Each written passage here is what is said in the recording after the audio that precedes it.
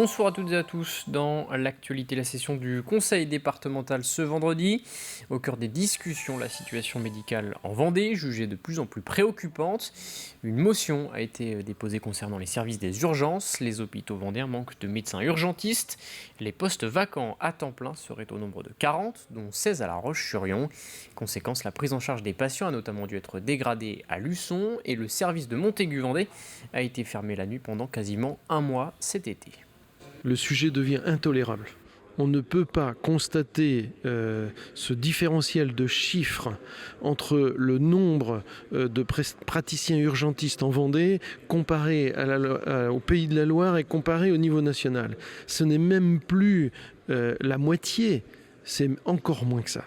Donc non, pourquoi la Vendée aujourd'hui est punie? Pourquoi l'ARS ne s'occupe pas de nous? Pourquoi la faculté de médecine ne nous regarde pas, nous les Vendéens? Un département dynamique comme nous le connaissons, avec 700 000 Vendéens qui aujourd'hui sont en difficulté. On appuie sur le fait que ce n'est pas une compétence municipale ni une compétence départementale, puisque c'est une compétence de l'État, une compétence de l'ARS, et pourtant, nous avons un certain nombre de leviers, que ce soit sur le logement, où on peut rejoindre la compétence habitat des territoires. On a également sur une compétence de formation, où si on ramène la formation au plus près de notre territoire, eh bien les médecins et les jeunes internes vont prendre le goût de la qualité de vie vendéenne. Et donc ça, c'est un levier important. Toujours au chapitre santé, à Aubigny-les-Clouseaux, l'école publique Odette Roux accueille désormais 4 enfants polyhandicapés. Une classe externalisée qui vient d'être inaugurée ce matin. En France, seulement 10 classes similaires existent. C'est la première en Vendée. Objectif, permettre aux enfants de se développer dans un cadre différent et adapté au contact des autres élèves. Les établissements, les infrastructures de l'éducation nationale ne sont pas forcément préparés dans les murs à accueillir nos enfants. Donc il manque aussi des lieux, architecturalement, des classes pour pouvoir nous accueillir. C'est vrai qu'on espère que dans le futur, toute école qui se créera pourra avoir une salle dédiée pour des enfants en situation de handicap. Et ces enfants sont donc accueillis à l'école seulement le matin et le midi. Ils partagent également les temps de récréation avec les autres enfants.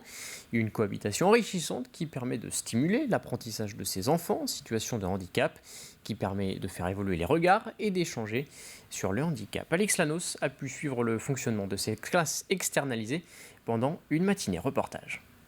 Comment on se sent aujourd'hui si on est comme ça, si on a le sourire.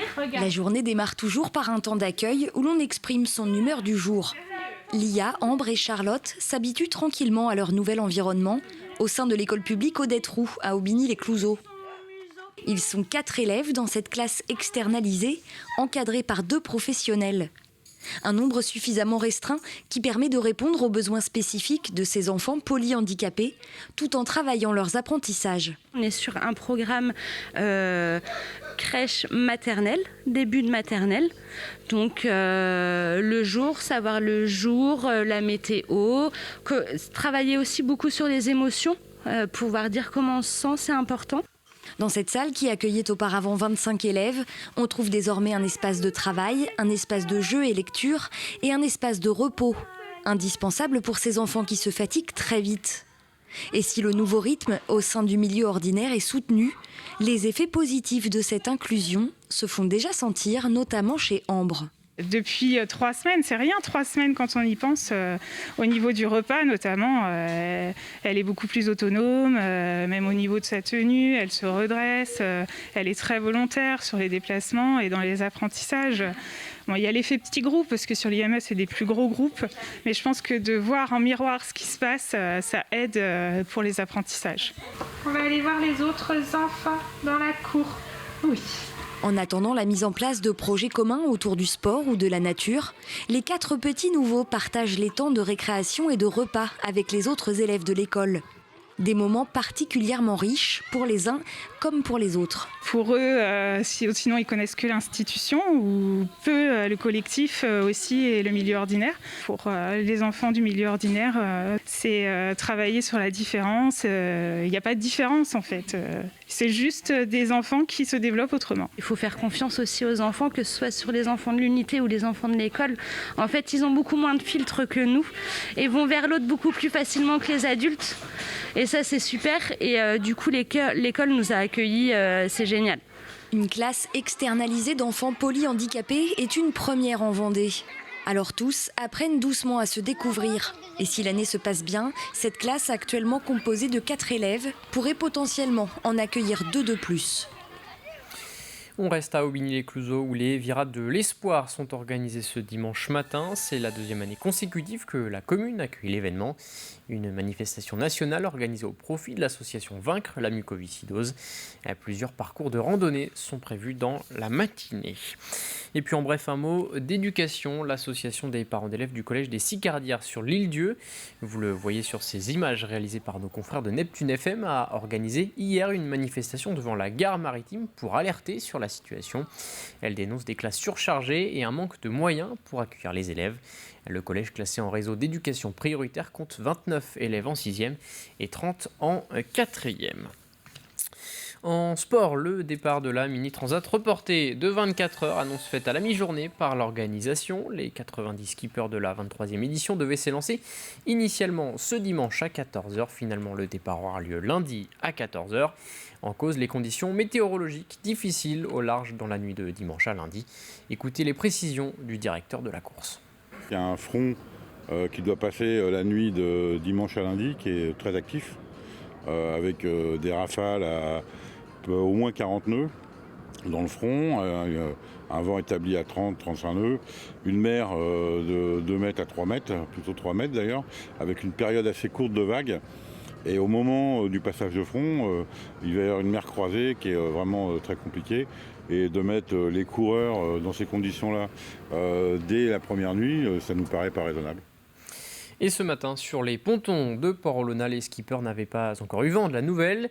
Nombre d'entre eux peaufinaient les derniers réglages sur leur bateau. La majorité de ces skippers sont des amateurs. Cette course représente donc un défi important pour eux. Écoutez ces quelques réactions recueillies ce matin par Arnaud Barrier. Ça va être première traversée de l'Atlantique pour moi.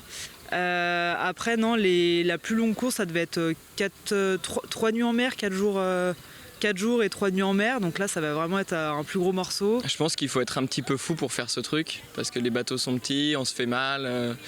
Mais il y a des vrais moments de grâce en mer, il y a des trucs incroyables qu'on peut voir nulle part ailleurs. Le premier objectif, c'est de terminer, mais ensuite, je dirais le deuxième objectif, c'est d'arriver plutôt bien placé parmi les vieux bateaux, puisque j'ai un bateau qui n'est pas de la dernière génération. Toujours en sport, parlons de cyclisme. La 49e édition du Tour de Vendée s'est dévoilée hier aux Herbiers, ville départ pour la première fois. 20 équipes s'élanceront le samedi 9 octobre avec au programme un parcours de 150 km entre les Herbiers et La Roche-sur-Yon, avec un tracé vallonné d'environ 1500 mètres de dénivelé. Une 49e course attendue depuis de nombreux mois après l'annulation de l'édition 2020. Très très heureux de pouvoir repartir.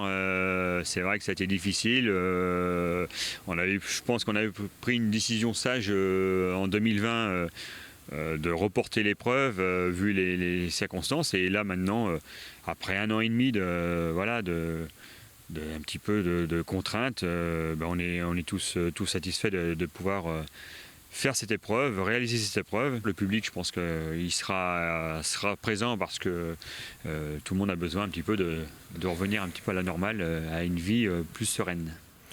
Une découverte en cette fin de journal, découverte de Kojo, un jeu de construction éco-responsable à destination des 4-10 ans. 3 amis ligériens, dont 2 Vendéens, ont eu l'idée de développer ce concept qui est commercialisé depuis juillet dernier. La particularité du jeu, les matériaux sont biodégradables et tous fabriqués à moins de 2 heures du siège de l'entreprise. Découverte signée Cyril Guillet.